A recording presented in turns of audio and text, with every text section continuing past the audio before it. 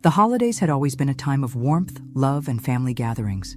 At least, that's what I believed. But one cruel remark from my daughter-in-law shattered the illusion. As I sit here reflecting on that moment, I realize how deeply it cut me. It wasn't just about Christmas, it was about my place in their world, a world where I no longer belonged. But what happens when you've been pushed too far? When your heart breaks and you find the strength to rise again? This is my story, and trust me, it's one you won't forget. Subscribe now and let me know where you're watching from. This is only the beginning. I had never expected this. Christmas, the time of year when families come together, celebrating love and togetherness, or so I thought. It was my son, Daniel, who'd suggested I spend the holiday with them. His wife, Laura, came from a wealthy family, but I never thought that would be a problem. I'm just a simple woman, 74 years old, living quietly in my little house by the sea, surrounded by the sounds of the waves and my 2 cats. That had been enough for me. Peace, simplicity, and the memory of my late husband. I thought I understood my place in the world. I was wrong. That year, Daniel had decided to spend Christmas with Laura's family, in their lavish home. At first, I thought they were just being polite when they asked me to join them. But then Laura, with her icy, superior smile, spoke the words that would change everything. "You just don't fit in with my family, Sophie," she said, her voice dripping with disdain. "You're too old, too simple. It's just not the right setting for you." I stared at her, the woman who had married my son, the woman I had tried so hard to accept, even though she had made it clear she didn't care about me. I felt my throat tighten as she dismissed me like I was some inconvenience. And Daniel? He just stood there, silent, his eyes avoiding mine. It was as if he had already made his choice. His loyalty was with Laura, and I was no longer a part of their life. I wanted to argue, to fight back, but I couldn't find my voice. Instead, Daniel, my own son, told me in a soft voice, "I'm sorry. Mom, Laura thinks it's better if you don't come." And just like that, I was out. I wasn't welcome, alone. I didn't cry that night. I held back my tears, telling myself it was fine. I could spend the holiday alone. After all, I had my cats. But inside, something broke. I had been cast aside, a relic of the past, unwanted and unloved. The house felt emptier that evening. The silence seemed louder than ever. I tried to distract myself with my usual routine, but it wasn't the same without my son, without any of them. That night, my phone rang. It was one of my old friends, Margaret. She had heard about what had happened. "Sophie," she said, her voice warm and comforting, "we're coming over.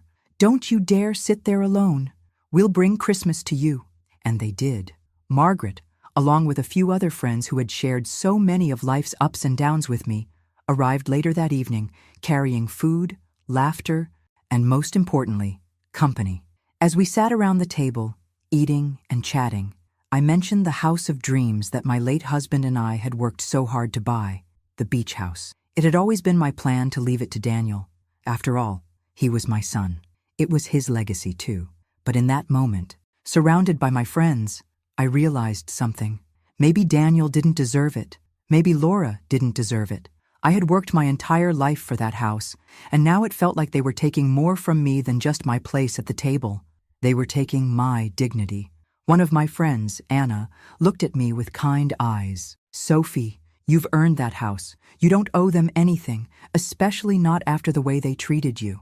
Her words hit me like a punch to the stomach. It was as if I had been blind this whole time. I had thought that giving Daniel the house would be a gift, a way of showing him how much I loved him. But love was supposed to be mutual, wasn't it? And he didn't love me. Not in the way that mattered. I felt a spark inside me, a decision forming. I wasn't going to give him the house, not anymore. That night, after my friends left, I took a long, hard look at the will I had written years ago. It had always been for Daniel. But now, the thought of him inheriting it felt wrong. I wasn't going to let him take what wasn't his. It was mine, and I was going to take control of it. And so, the seed of revenge was planted. I would make them understand the cost of their cruelty. Sophie would no longer be the woman who was easily overlooked. The holiday wasn't just over for me. It was the beginning of something else. As I sit here, reflecting on that cold Christmas night, I wonder how I let things go on for so long. How did I let myself become invisible? Maybe I thought that family, blood, would always matter. But it didn't. Not to Laura. Not to Daniel. And as I prepared to change my will, to take back what was rightfully mine, I knew that it wasn't just the house I was reclaiming. It was my dignity, my power. What would happen next? Would Daniel fight me? Would Laura get her way? Or would I finally show them what happens when you push a mother too far? I couldn't wait to find out. The night that followed Christmas felt heavier than the one before. I sat by the fire, the flames dancing in the hearth, but I couldn't escape the coldness in my heart. As I stared into the flames, my mind kept returning to that moment. The sting of Laura's words, the chill in Daniel's voice when he repeated her cruel dismissal. I'd always known that Laura didn't particularly like me, but I never imagined it would go this far. To be treated as if I were invisible in my own son's life, it was too much. I had always prided myself on my independence. The house by the sea was a symbol of that. It wasn't just a home. It was a dream realized by me and my late husband. It was our sanctuary, the place where we built a life together, and where I had planned to spend my final years in peace. But now, it felt like something was being taken from me. Not just the house, but the love I had once given freely to my son. The loneliness was suffocating. Even though I had friends who cared about me, who wanted to spend time with me, it wasn't the same. The betrayal I felt cut so deep that nothing could ease the ache. As much as I tried to convince myself that I didn't need to be with Daniel and Laura, that I was fine on my own, I couldn't stop wondering what had happened to the bond we once shared. I had been a good mother. I had supported Daniel through thick and thin, and yet, now I was discarded like yesterday's news. Later that evening, as I wandered aimlessly around the house, I noticed the dust on the piano. My husband had loved that piano. He used to sit for hours, his fingers dancing across the keys, filling the house with music. I used to listen, completely mesmerized, but tonight, the silence was deafening. The weight of it settled over me, a constant reminder of what had been lost. I couldn't let this go. I had worked my entire life, alongside my husband, to build this life. And yet, here I was, a woman of 74, left alone and humiliated by the people I had trusted most. That was when the thought hit me. The house. The one thing that could still give me a sense of power over my situation. I had always planned to leave it to Daniel, but the thought of him inheriting it after the way he had treated me made my blood run cold. Laura's cruel words echoed in my ears. You don't fit in. It was as if she had already decided my place, not just in her world, but in her family's world. No, I wasn't going to let her or Daniel have it.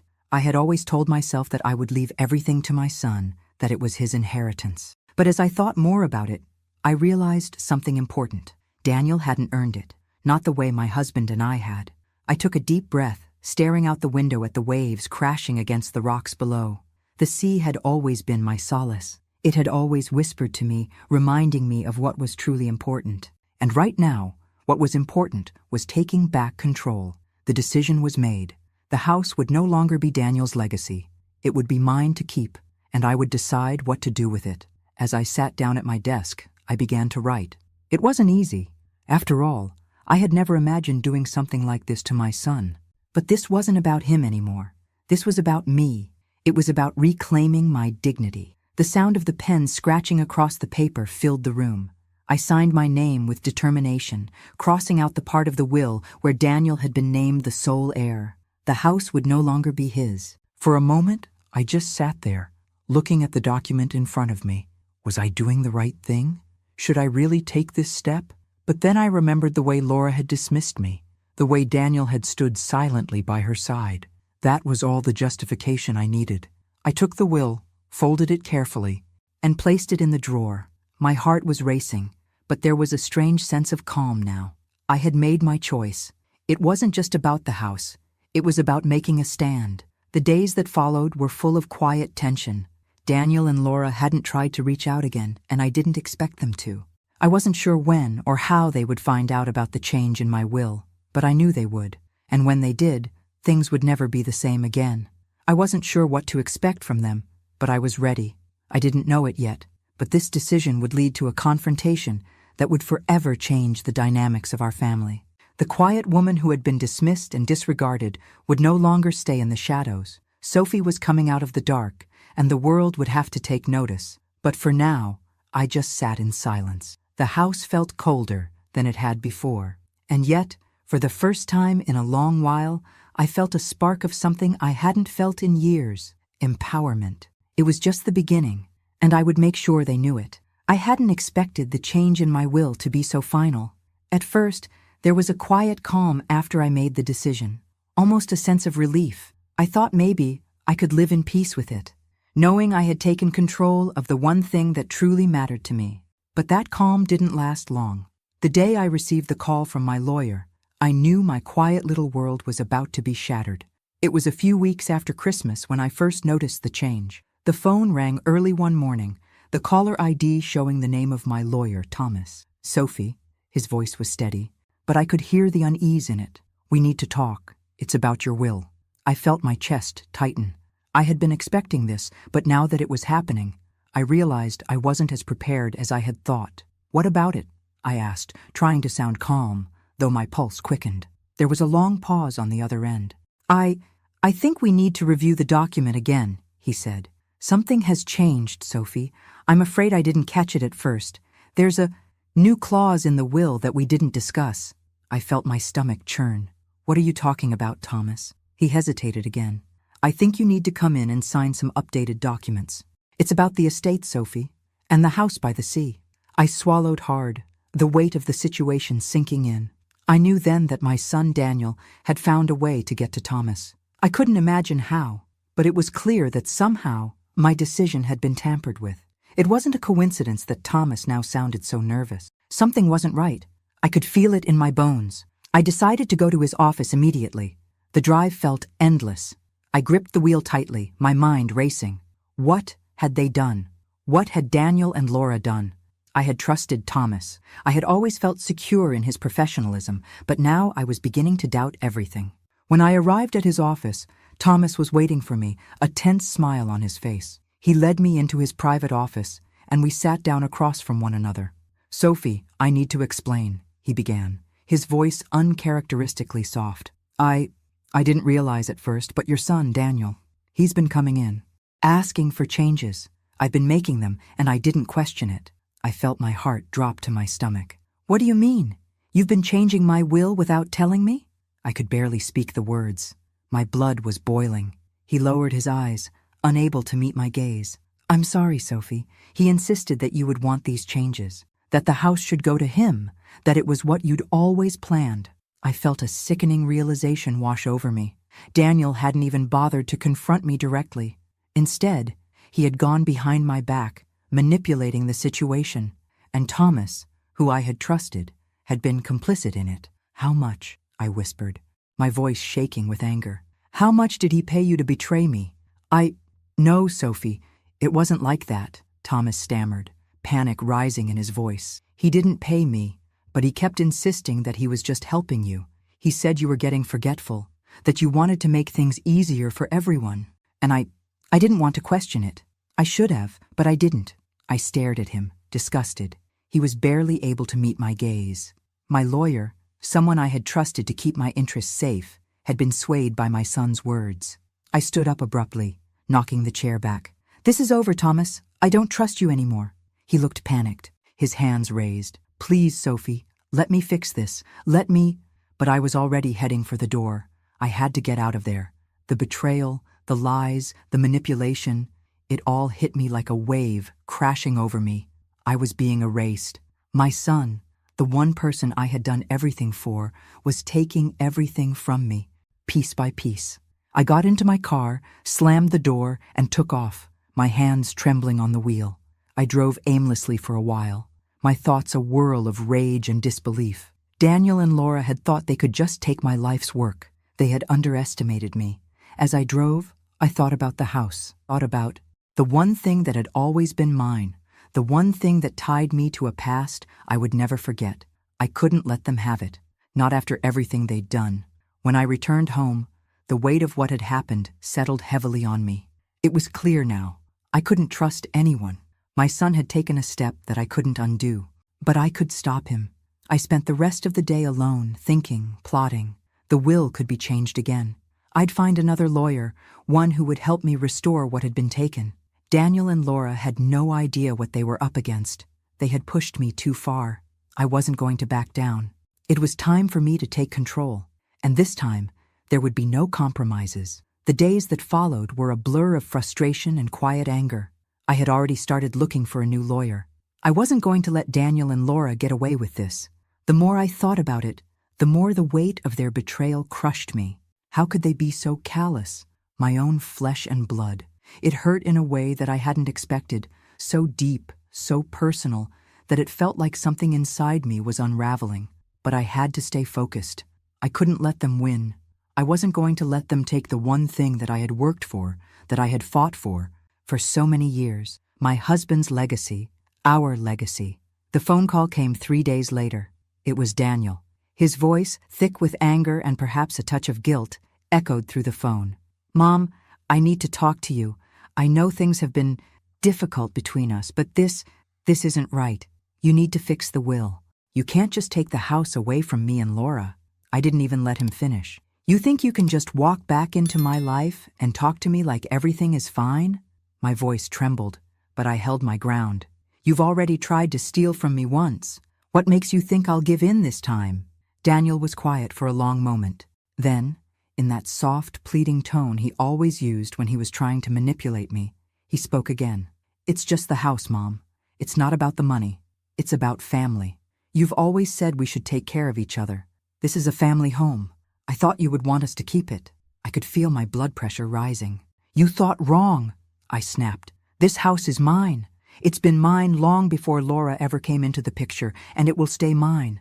You don't get to take it from me just because you're married to someone with a silver spoon in her mouth." He tried again, his voice rising with frustration. "Mom, this isn't fair. You can't just change everything like this. You know it's what Dad would have wanted." At that, my heart cracked. He had used my late husband's memory to guilt me, as if I didn't know what my husband would have wanted, as if I didn't know my husband's dreams as well as I knew my own. But what hurt the most was how easily Daniel had fallen into line with Laura. They'd made their plans, and I was nothing more than an obstacle in their way. "You don't know what Dad would have wanted," I said, my voice barely above a whisper. "You think this is about money? It's not. This is about respect, and you've lost mine." There was a long silence. Daniel, who had never been good at handling confrontation, was quiet on the other end. But when he finally spoke again, his words cut through me like a knife. "Mom, if you don't change your mind, I'll have to take action. I'll go to court. I'll make sure I get what's mine. This house should be ours, not just yours." I could hear the resolve in his voice, and it was the final straw. I wasn't surprised, but hearing him say it so bluntly, he would fight me, take me to court, and tear apart our family for the sake of a house, made my blood boil. "I'll see you in court, Daniel," I said, my voice sharp, cold. "And don't you dare call me again until you've made up your mind about whether you want a mother or a piece of property." I hung up before he could respond, throwing the phone down on the couch beside me. Tears of rage welled in my eyes, but I refused to let them fall. I wouldn't give him that satisfaction. No, I was done being weak, done being the one to always give in. I wasn't going to let him use me anymore. That night, I sat down and started to gather everything I needed. I made a list of documents I had to take with me to the new lawyer, made sure I had every bit of paper that could prove my right to the house. I wasn't going to let Daniel win. Not now. Not ever. The next morning, I walked into the office of a new lawyer, a young man named Richard. His energy was a stark contrast to Thomas's. He was eager, determined, and sharp. He listened carefully as I laid out everything that had happened. As I spoke, I realized how much I had been holding back. The anger, the hurt, the frustration, it all came out in one rush of words, but Richard just sat there, nodding along, his face full of sympathy. "Don't worry, Sophie," he said when I finished. "You've got a strong case. If your son wants to fight, we'll fight, but we're going to do it the right way." It was the first bit of reassurance I had gotten in weeks. For the first time, I felt like someone was on my side. But even as I left Richard's office, I knew this wasn't going to be easy. Daniel and Laura wouldn't give up easily, not when they had already tasted what they thought was theirs. I had no idea how far they would go to get what they wanted, but I was ready to find out. Later that evening, as I sat in my living room, I felt a strange sense of calm wash over me. I had a plan now.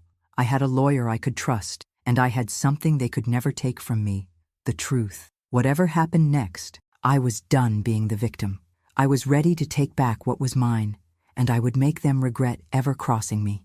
The days bled into each other, but the weight of what was coming never left me. My mind raced constantly, through every meeting with Richard, every conversation with my lawyer, and every thought of how this battle would unfold. I was preparing for war, but I knew it would be a long, painful fight. Daniel's words had echoed in my ears, each one sharpening the resolve in my chest. "I'll take action," he'd said. "I'll go to court." I didn't doubt that for a second. He wasn't the boy I raised anymore. The man standing before me was cold, calculating, willing to tear down everything for his own benefit. What hurt the most, though, wasn't that Daniel was trying to take the house. It was that he was willing to throw me away, his own mother, without so much as a second thought.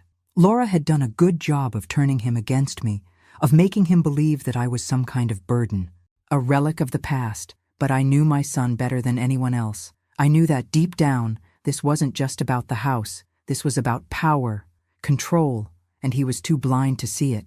The day he called again, I wasn't surprised. "Mom, we need to talk." Daniel's voice came through the phone, as soft as ever. But beneath it was an edge, anger, frustration, and something colder. "I've spoken to a lawyer, and if you don't change the will, this is going to get ugly. You won't win." I could hear Laura's voice in the background, her influence weaving its way into every word he spoke. It was clear now.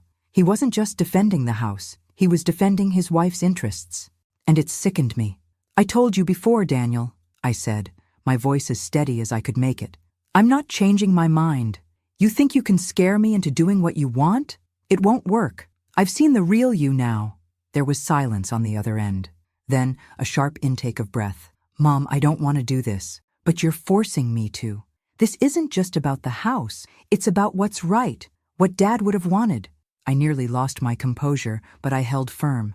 "You're right. This isn't just about the house. It's about respect, Daniel. Something you and your wife have taken from me. Something I won't give up without a fight. I'm not asking you to give it up." Daniel's voice was strained, like he was trying to keep his emotions in check. "But I'm telling you, you'll lose in court. I'm not going to let you ruin everything for me and Laura. I won't let you keep the house from us." His words stung. He had reduced everything down to money, to inheritance, to something so trivial. I wanted to remind him of the love we'd shared, of the years we spent together, but I knew it would fall on deaf ears. He'd made his choice, and now, so had I.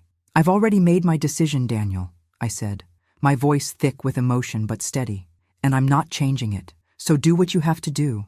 I'll be ready." I hung up before he could say anything more. The silence in the house was deafening. For the first time in months, I let myself feel the weight of it all. The betrayal, the lies, the fact that my own flesh and blood was willing to tear our family apart over something so petty. It was as if he had become a stranger. The boy who once needed me, the son who had looked to me for guidance, was gone. In his place was a man who cared only for himself, for his wife, for the inheritance that he believed was rightfully his. I sat there for a long time, the house feeling more empty than ever. My heart ached in a way it never had before. The love I had for my son had been twisted into something unrecognizable, and it was breaking me. But I wouldn't give in. I couldn't. I couldn't let him think that he could just walk all over me. I was done being the victim. Over the next few days, I focused all my energy on preparing for the inevitable. Richard and I met several more times, reviewing documents, ensuring everything was in order for the court battle that was coming. My heart wasn't in it, not like it used to be when I'd taken care of my family, but I pushed through the pain. This wasn't just a legal battle. It was a battle for my dignity, for the respect I deserved, and I wouldn't let Daniel take that from me. As I sat in Richard's office, listening to him explain the next steps, I realized something I hadn't allowed myself to acknowledge before. I was scared of losing everything, scared of the toll this would take on me, scared of the family I had once known being completely destroyed. But there was one thing I knew for certain. I couldn't back down now. I wouldn't. That night I went to bed early, the quiet of the house almost suffocating. I closed my eyes, but the image of Daniel's face, so determined, so angry, wouldn't leave me. I couldn't stop thinking about what he had said. "I'll win, Mom. You'll lose. I didn't know what would happen next, but I knew that whatever it was, it would change everything. The next morning, I woke with a new resolve. I wasn't going to let fear control me anymore. I had come too far to give up now. This was more than just a fight for the house. It was about taking back my life, my voice, my place in the world. I would do whatever it took to win this battle, for myself, for the woman I used to be, and for the mother I had always been to Daniel. But I had no idea how far Daniel would go to make sure I lost. The tension was thick in the air. Every day seemed to drag on longer than the last. I kept my focus on the legal battle ahead, but a part of me, deep down, was dreading what it would do to the already fragile bond I had with Daniel. I had raised him, loved him, and fought for him when no one else would. And now, here he was, threatening me over a house that had no meaning to him beyond the wealth it represented. It was crushing. The phone call came a week later. I'd been bracing myself for it, but that didn't make it any easier. It was Thomas, my old lawyer, the one who had betrayed me. "Sophie, I'm so sorry about everything that's happened," Thomas began, his voice shaky. "I should have listened to you. I should have questioned Daniel and Laura, but I didn't. And now it's too late." I felt the familiar fire of anger rising in me, but I forced myself to keep my voice calm. "What do you want, Thomas? I've already made my decision. I don't need any more apologies." "I know," he said quietly, "but I need to tell you something. Daniel, he's been coming to me. He's offering me money to change the will, to make it look like it was all a mistake. He's been pressuring me, and I gave in, but I can't live with it anymore. I'm not the man I thought I was, Sophie." I squeezed my eyes shut, feeling the anger and disappointment roll over me in waves. I had known something wasn't right about his sudden change in behavior. He wasn't the man I had trusted. He was just another piece of Daniel's puzzle, another pawn in his game. "So, what do you want me to do now, Thomas?" I asked, my voice barely above a whisper, the hurt too much to contain. "I want to help you," he said. "I've already started making things right. I'm going to testify on your behalf. I'm going to tell the truth. I'll make sure Daniel doesn't get away with this." I took a long, slow breath. A part of me wanted to scream at him for his betrayal, for not standing up for me sooner. But the other part of me, the part that still wanted to believe there was some good in him, felt a small flicker of hope. "I don't know if I can forgive you, Thomas," I said softly, "but I'll take your help. It's the only chance I've got left." "I understand," he replied. "I'll be there. I'll do everything I can to make this right." As the conversation ended, I sat in silence, staring out the window at the waves crashing against the shore below. The pain was still there, like a wound that hadn't healed. But now, there was something else too, something stronger, determination. I was going to take back control of my life. And if Daniel thought he could manipulate me, he was about to learn just how wrong he was. The days turned into weeks as the court date loomed closer. I met with Richard, my new lawyer, more times than I cared to count. He worked tirelessly on my case, poring over documents, building the evidence, preparing for the battle that was about to unfold. But even with all the preparation, I couldn't help but feel the weight of what was at stake. Daniel's threats still echoed in my mind. He was determined to take everything from me, my home, my dignity, my future, but I wasn't going to let him. I had already lost so much, but I wasn't going to lose this fight, not after everything he'd done. The night before the court hearing, I couldn't sleep. I kept replaying everything in my head, the way Daniel had dismissed me, the way Laura had undermined me at every turn. I could still see their faces, their smug expressions as they tried to strip away everything I held dear. But I wasn't just going to give up. I had made my decision, and I was going to see it through. I spent that night in quiet contemplation, looking out at the ocean as the wind whispered through the trees. The sea had always been my refuge, a place where I could find peace, even when the world around me felt like it was crumbling. But tomorrow, it would all change. The house, the will, the battle, it would all come to a head. I took one last look at my home, the place where I had spent so many years of my life. It was mine. It always had been. And no one was going to take it from me. The morning of the court hearing arrived, cold and gray, as if the sky itself understood the weight of what was about to unfold. I stood in front of the mirror, staring at my reflection, trying to steady my nerves. My hands trembled slightly as I adjusted the collar of my jacket. the weight of the impending battle settling heavily in my chest. Today wasn't just a fight for a house. It was a fight for my dignity, a fight for my right to be heard, to be seen, to be respected. The house, my home, had been more than just a building to me. It had been a symbol of everything my late husband and I had worked for.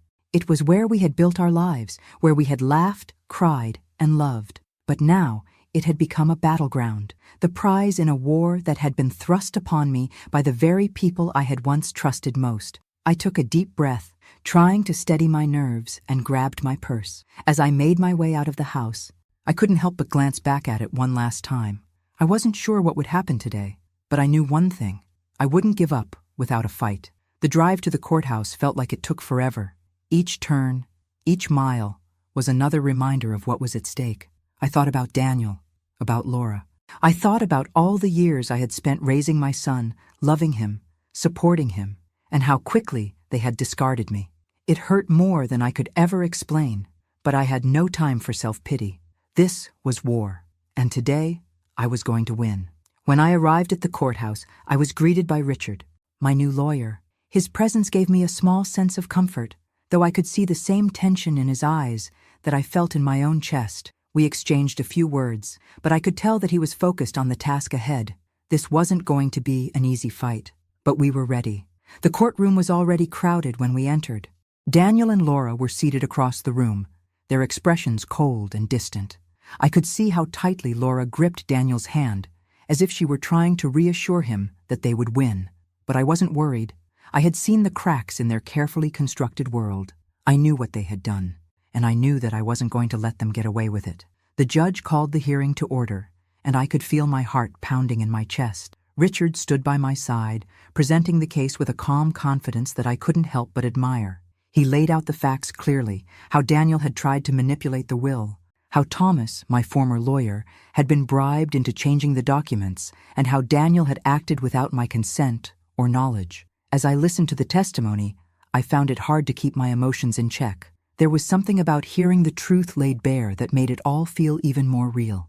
Daniel had taken so much from me, but today he would be held accountable. When it was my turn to speak, I stood up, my legs unsteady but my voice strong.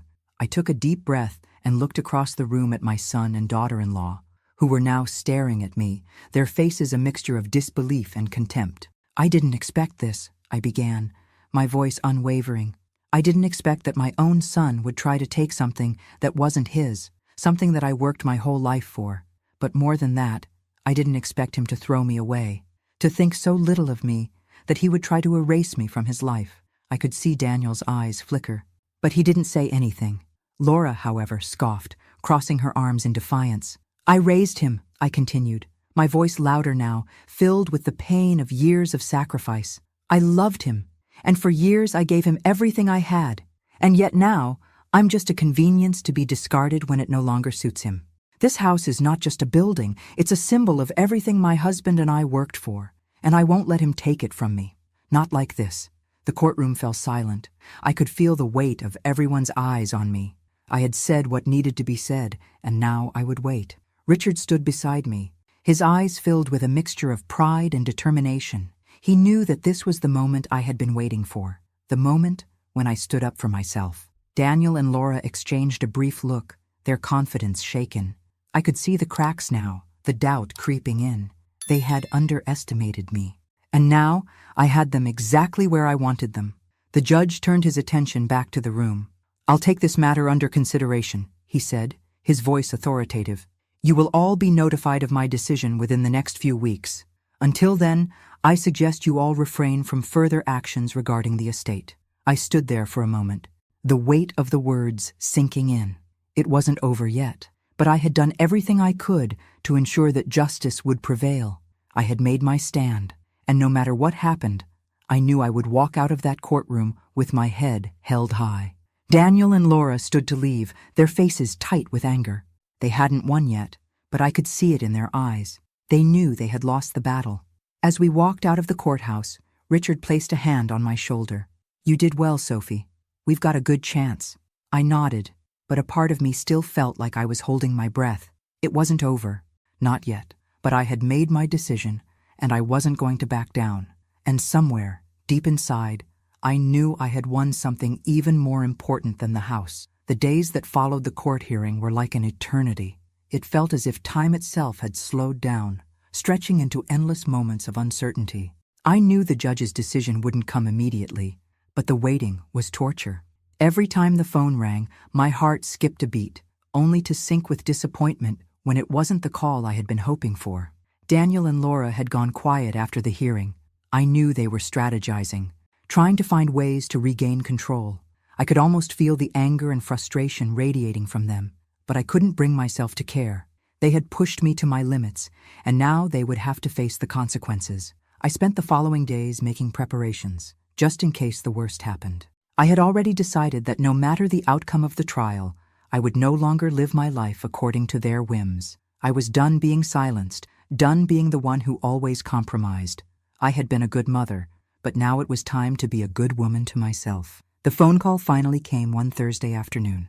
"Ms. Sophie, this is Judge Howard's office," the voice on the other end said. "The judge has reached a decision regarding your case. He has requested your presence for a final ruling." My stomach dropped. It was finally happening. I didn't know if I was ready for it, but I knew I had no choice. The drive to the courthouse was quick, but my mind raced the entire way. I thought about Daniel again, about how he had once been my world. I had watched him grow, guided him, and loved him. And now I was standing on the brink of losing everything. But I wasn't going to lose. I couldn't. Not after everything I had been through. Not after everything they had taken from me. When I arrived at the courthouse, Richard was waiting for me outside. His usual confident demeanor was slightly tempered with concern, but he didn't say anything to make me more nervous. We exchanged a few brief words, and then we went inside. The courtroom felt different today. It was colder. There was an air of finality to it all that I couldn't shake. Daniel and Laura were already seated at the table, their faces set in stone. They didn't look like the same people who had once been a part of my life. They were strangers now, people I barely recognized, people who had shown me nothing but contempt. I sat down in my usual seat, trying to ignore the way my heart raced in my chest. Richard stood beside me, his hand resting gently on my shoulder for support. The judge entered, and the room went quiet. Judge Howard, a tall man with a stern expression, took his seat and looked at both parties. His gaze lingered on me for a moment before he began speaking. "I've reviewed the evidence presented by both sides, and I've taken into account the testimonies of all involved. It is clear that the actions taken by Daniel and his legal counsel in this case were inappropriate." I felt a slight shiver run down my spine as I heard those words. It was happening. The tide was turning. "However," Judge Howard continued, "I also recognize that Sophie, as the mother, has every right to determine what happens to her property during her lifetime. The house in question—" He looked at the documents in front of him, then back at us. "The house in question will remain under Sophie's name. The change to her will is valid, and it is not to be contested further by Daniel or his wife." I felt a breath leave me, though I hadn't realized I'd been holding it.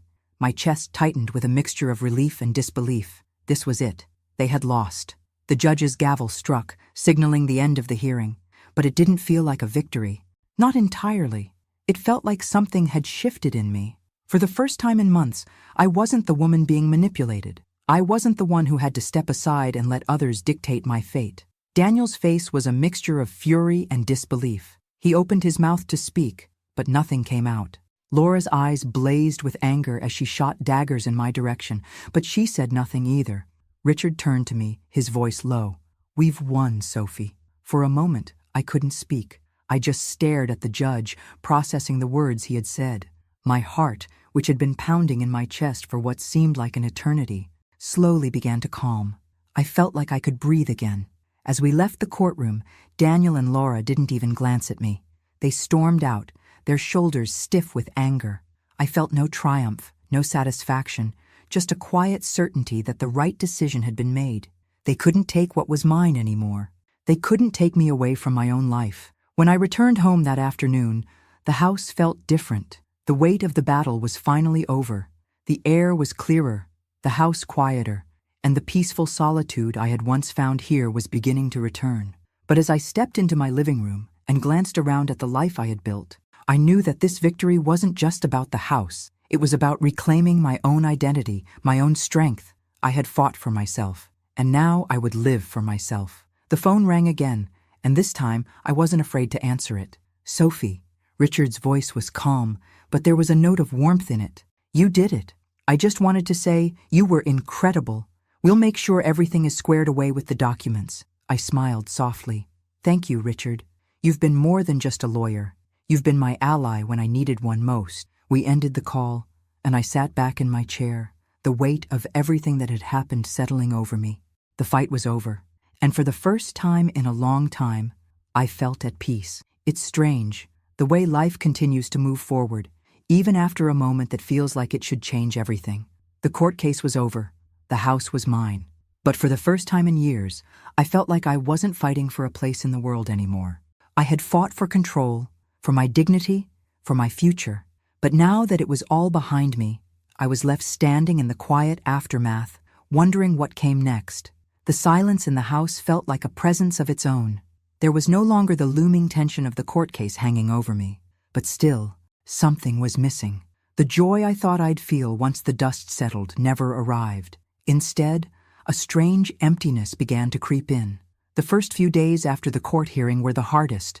My phone was quieter than it had ever been. No calls from Daniel. No angry texts from Laura. It was a hollow victory. What good was winning if you lost the people who mattered most in the process? I found myself staring out the window more than I ever had before. The sea, which had always been my sanctuary, felt distant. The waves were no longer comforting. Their rhythmic crashing against the shore, now a reminder of everything I had lost. Not just the house, not just the inheritance, but the relationship with my son. I had stood my ground, yes, but I had also lost him in the process, and that hurt more than any loss of property ever could. One evening, as I sat in my living room, the silence grew unbearable. The house felt too large, too empty. The weight of the space around me was oppressive. I reached for the phone and, for the first time in weeks, called one of my friends. Margaret had been there for me when everything had fallen apart, and she always knew the right thing to say, even when I didn't. Sophie, she answered, her voice warm and comforting. How are you holding up? I took a deep breath before responding, trying to find the words. It's over, Margaret. The court case. They lost. The house is mine, but it feels empty. Margaret paused on the other end of the line, and I could hear the wheels turning in her mind. I know you're hurting, but Sophie, you fought for this. You fought for your dignity, for your life. I'm proud of you. I know, I said, my voice cracking. But what good is all of this if it's just me here? If I'm left with this house and nothing else? There was a long silence before Margaret spoke again. Her voice filled with understanding. You're not alone, Sophie. You have your friends, and you have your life. It's not about the house or the inheritance. It's about what you do with the time you have left. Her words hit me harder than I expected. I had spent so much time fighting, so much time focused on the past, that I had forgotten to think about the future. I had forgotten to think about what came next. You're right, I whispered, the weight lifting slightly from my chest. I've spent so long holding on to what's gone. I think it's time to let go. Margaret smiled, her voice soft but firm. You've already won, Sophie. Now it's time to live. Live the way you want to. Without all the baggage, without all the anger. Go to the beach, take walks, take up a new hobby. Let yourself breathe again. That night, after our conversation, I sat in silence, thinking over Margaret's words. Slowly, I realized that she was right. I had fought for control, but now I needed to fight for something else. For peace. For myself. I made a decision. I was going to stay in the house, but I wasn't going to let it be a symbol of everything I had lost. It was going to be a place where I could rebuild. I had a lifetime of memories here, some painful, some beautiful, but it didn't have to be a prison. I could fill it with new memories, ones that weren't tied to the past. I didn't know what the future would hold, but I was no longer going to let my son's betrayal define me. I would be the one to decide what my life looked like from here on out. The next morning, I woke up with a sense of purpose that I hadn't felt in years. The sun was just beginning to rise, casting a golden light across the sea. I pulled on my jacket, grabbed my walking shoes, and headed out the door. I walked along the beach for hours, feeling the cool breeze against my face and the sand beneath my feet. The sound of the waves crashing was no longer an echo of my pain. It was a reminder that life could go on.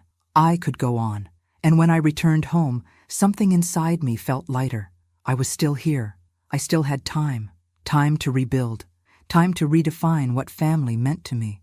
That evening, I sat in front of my fireplace, the crackling fire the only sound filling the room. I was no longer waiting for anyone to tell me what my life should be. I had the power to shape it. I had already survived the hardest part.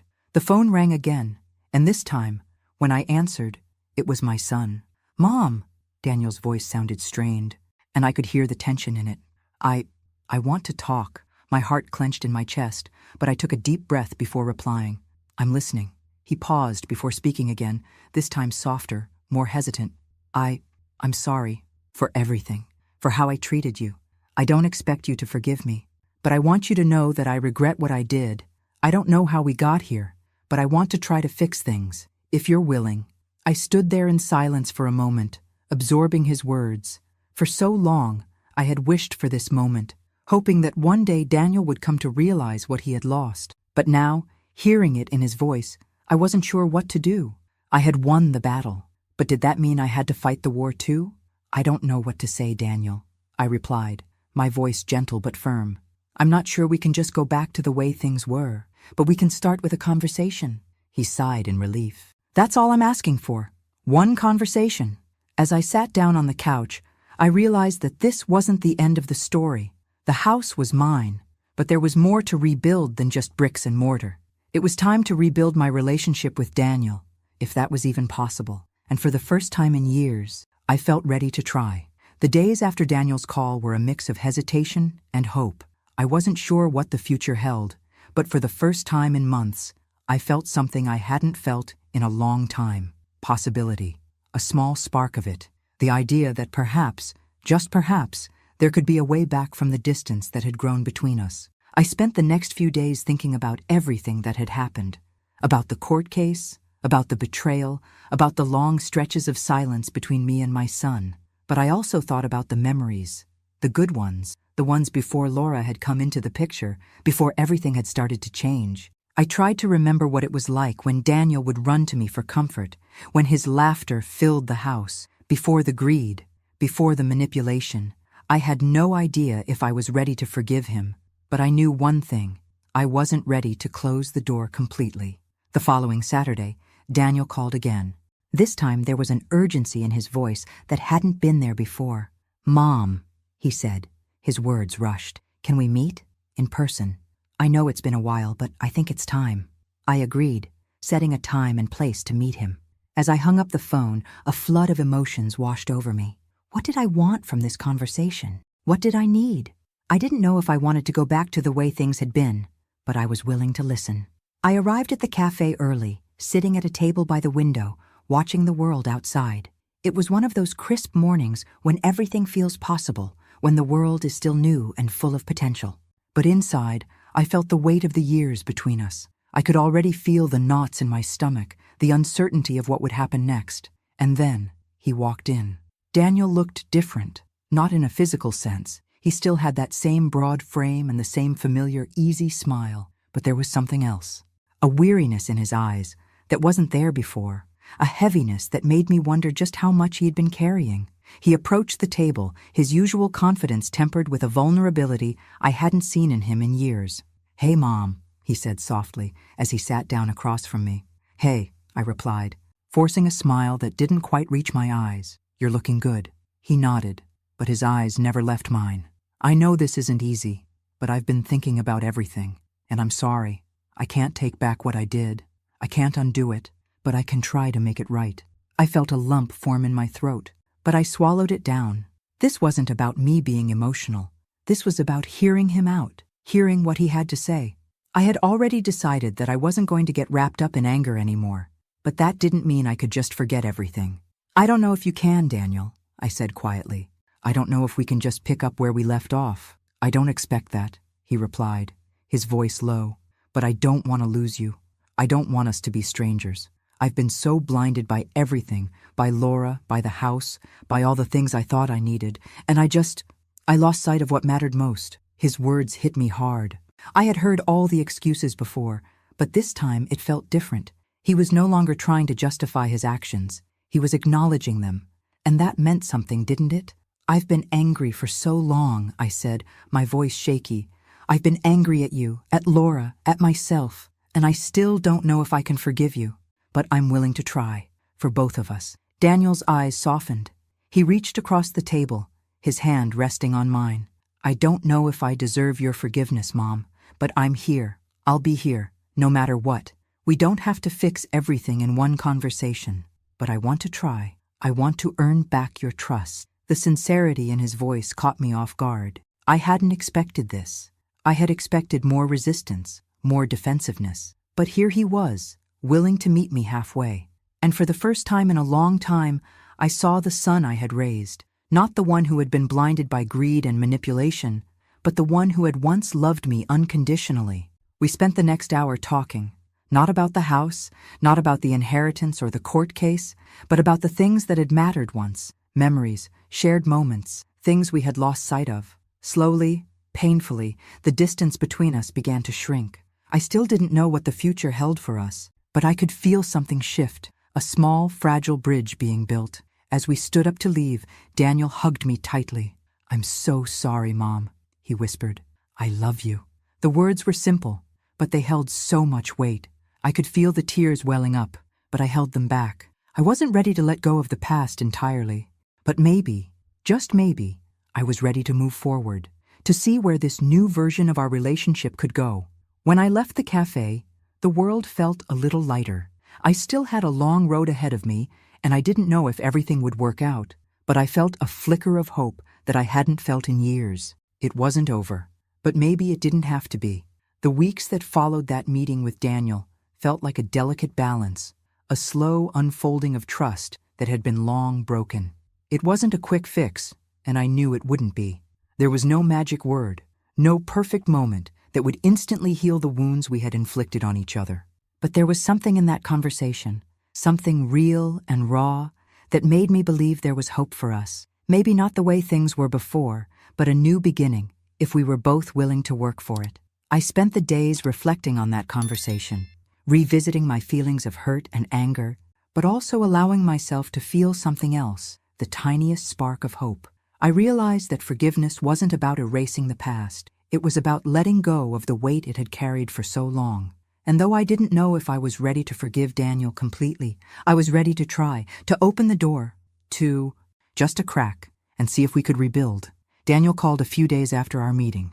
His voice was tentative, unsure, but there was a sincerity in it that I hadn't heard in years. "Hey, Mom," he said. "I know it's been a few days, but I wanted to check in. How are you?" It was a simple question, but it felt like a gift, a step forward. "I'm okay," I replied, my voice steady but warm. "How about you?" I'm trying," he said, almost apologetically. "I know I've messed up a lot, and I'm not expecting everything to change overnight, but I don't want you to feel like I'm just going to disappear again." I felt a soft knot loosen in my chest. "I don't want that either," I said quietly. "I don't know where this goes, Daniel, but I'm willing to take it one day at a time. Are you?" There was a pause on the other end of the line, and then, his voice, full of emotion, "Yeah, I am. I just want to make it right." We spoke for a while longer, sharing small talk, nothing deep, nothing heavy, but that's what we needed. We needed the small steps, the quiet rebuilding of something that had been shattered. The phone call ended with a promise. We'd talk again soon. As the days went by, I found myself waiting for the next conversation, the next moment when we would take another small step toward healing. It wasn't easy. There were still moments when the hurt resurfaced, when I wondered if he truly understood the gravity of what he had done. But each call, each message, brought us closer to something resembling normalcy again. One afternoon, Daniel surprised me by showing up at my doorstep. He was holding a small bouquet of flowers, nothing extravagant, just a simple gesture, but it was enough to melt something inside me. "I know I can't make up for everything," he said as I opened the door, "but I wanted to do something, to show you I'm really trying. I know I can't take back what I did, but I can start here." I looked at the flowers, then at him, and for the first time in a long time, I saw my son. Not the man who had been blinded by greed, Not the one who had abandoned me, but the boy I had raised, the man who was beginning to show up for me again. "I'm not asking for you to forget, Mom," he continued. I want you to know that I'm here, and I'm going to keep trying." I nodded, a lump forming in my throat. I hadn't expected this. Not so soon. Not after everything. But as I took the flowers from him, I realized something. Maybe it wasn't about forgetting the past. Maybe it was about acknowledging it, facing it together and moving forward, one step at a time. "I'm not ready to forgive everything, Daniel," I said, my voice thick with emotion. "But I'm willing to try. I'm willing to let you show me." He smiled, a small but sincere smile. "That's all I'm asking for, Mom. A chance." We stood there in the doorway for a moment, neither of us knowing exactly what would happen next. But for the first time in what felt like forever, I wasn't scared. Maybe that was the first real step toward healing, just allowing ourselves to try, even when we weren't sure where the road would take us. A few weeks later, Daniel invited me to dinner. Just the two of us. No Laura, no pressure, just us. It wasn't a grand gesture. It wasn't an apology wrapped in words. It was a dinner, a conversation, a chance to simply be mother and son again. And as I sat across from him, listening to his voice as he told me about his life, his job, his struggles, I realized something important. We were both different. We had changed. But maybe that wasn't a bad thing. Maybe we could still find our way back to each other. It wouldn't be the same. It couldn't be. But we could build something new from the ashes of what had been destroyed. By the time dinner was over, I felt a sense of peace I hadn't felt in years. It wasn't perfect, but it was real. And for the first time in a long time, I felt like I had my son back. The road ahead wasn't going to be easy. I knew that. But for the first time in months, I felt like I could take the next step, and that, in itself, was enough. The next few months were filled with the slow, steady rhythm of rebuilding, not just a house, but a life, a family. After the dinner with Daniel, there were many more conversations, many more moments of vulnerability and growth. The road wasn't smooth. There were setbacks, moments of discomfort when old wounds would resurface. But little by little, we began to find our way back to each other. Daniel began to call more often. Sometimes it was to talk about small things, work, his friends, his day. Sometimes it was to ask for advice. It wasn't always easy for either of us, but I started to realize that this was how it was supposed to be. This wasn't about fixing everything at once. It was about learning how to live in the mess, how to forgive ourselves and each other for the mistakes that had been made. One day, a few months after our first conversation, Daniel came over with a small box in hand. I was in the kitchen, preparing dinner, when I heard his voice calling from the living room. "Mom, you got a minute?" I wiped my hands on the dish towel and walked into the living room, surprised to see him standing there, looking a little nervous, holding the box in his hands. "What's this?" I asked, a little confused. I hadn't expected any gifts. Not from him, not after everything. "I just wanted to give you something," he said, holding the box out to me. "Something to show you I'm serious about trying." I took the box from his hands, feeling the weight of it. When I opened it, I found a small, delicate silver necklace with a pendant shaped like a heart. It was simple, but beautiful. A quiet gesture, but one that spoke volumes. "I saw this," Daniel continued, "and it made me think of you, about everything we've been through, about the fact that you've always had my heart, even when I didn't deserve it. I don't know if this makes up for everything, but I wanted you to know I'm not giving up on us." Tears welled up in my eyes as I stared at the necklace. It wasn't the gift that mattered so much. It was the meaning behind it. Daniel was trying. He was showing up, not just for me, but for himself, for us. I could barely speak, but I nodded and hugged him tightly. "Thank you, Daniel.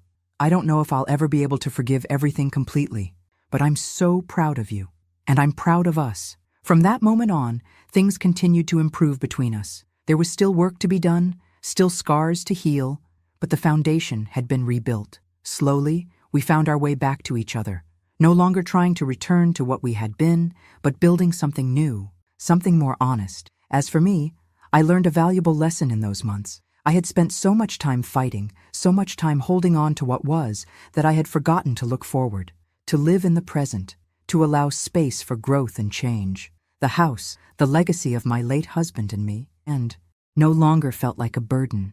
It had become a home again, a place where I could find peace. I spent my days focusing on the things I enjoyed. The mornings were for walks on the beach, the afternoons for reading and cooking. I reconnected with old friends, took up new hobbies, and started letting go of the anger that had weighed me down for so long. One evening, as I sat on the porch, watching the sunset over the ocean, I realized that this was my life now. It was mine to live, mine to shape. I wasn't defined by my past, by my mistakes, or by the people who had hurt me. I was defined by what I chose to do from here on out. And as the sun dipped below the horizon, I knew that I had finally found the peace I had been searching for. There was no perfect ending. There was no fairy tale reconciliation. But there was something even better. A new beginning. A chance to live authentically, to be free from the shackles of the past, and to build the kind of life I had always deserved. As I sat there, the sound of the waves crashing softly in the distance, I smiled to myself. It was over. The battle, the pain, the hurt, it was behind me. And now I could finally breathe. And for the first time in years, I felt truly free. Thanks for listening. Don't forget to subscribe and feel free to share your story in the comments. Your voice matters.